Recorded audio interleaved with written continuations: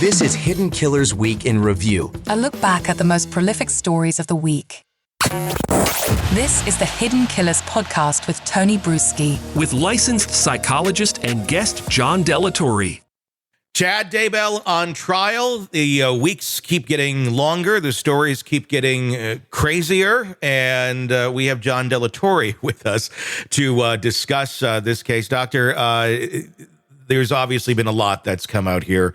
Initially, I think a lot of us looked at this, and I'm curious to get your take on it, as well. Is Lori the ringleader? After seeing her trial, how that all played out, is Chad this kind of, doofus that was along for the ride? What we've been learning behind his kind of quiet, doofusy demeanor, he was wielding quite a bit of control here, it seems. What's been your take thus far? Yeah, I never viewed Chad as the true believer. I always viewed him as the con man. He's the guy that comes in and makes you believe in what he's saying. I always viewed Lori as the true believer. I mean, she's the one that fell deep there, where the delusions took over and it truly became her reality. But Chad, I always thought, exerted much more control over what was going on and enjoyed having that control. Is that what you think we're dealing with here? Is someone who maybe doesn't necessarily believe his own stuff, but realized, just kind of, throwing his rod out there through life and, oh my gosh, this is getting the attention. Everything else in life has been kind of a doofus and a loser at, digging graves, and I'm just kind of living this weird little kind of life over here. But now I'm getting attention from these women, and people think I have some sort of power. I better play that role.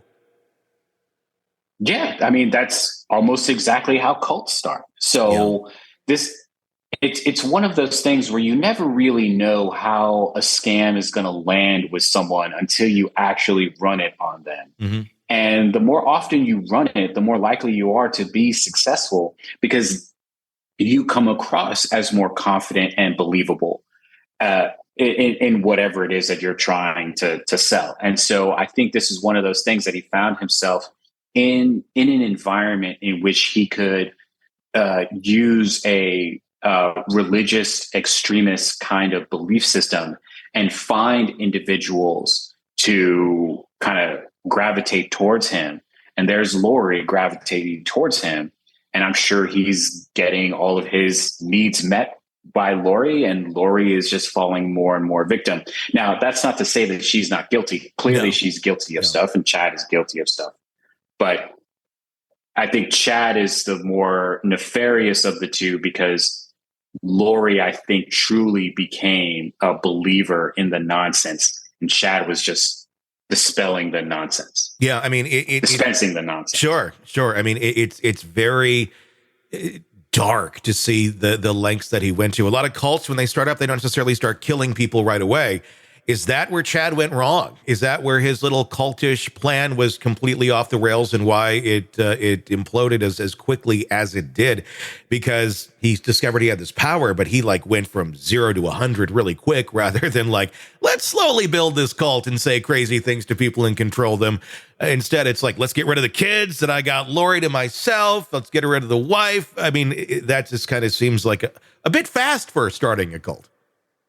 Yeah, I think the two fed into each other, right? Mm-hmm. That Chad is giving this nonsense to Lori. Lori's taking it, believing it, and escalating it, which requires Chad to escalate it, which then Lori escalates. So then it's both of them moving up and up and up into this delusional, nonsensical content of religiosity and zombies and powers and all that other stuff, to the point where they're willing to make these kinds of decisions that, had they truly been partners in the scam, I don't know that they get to killing children.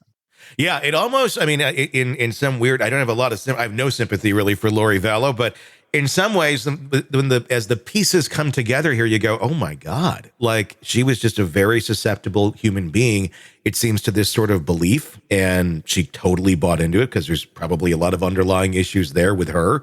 It's scary how someone, can fall into this? Does it take just the right type of person to do this, to become a Lori Vallow, or are more people susceptible of these type of characters, these type of predators, if you will?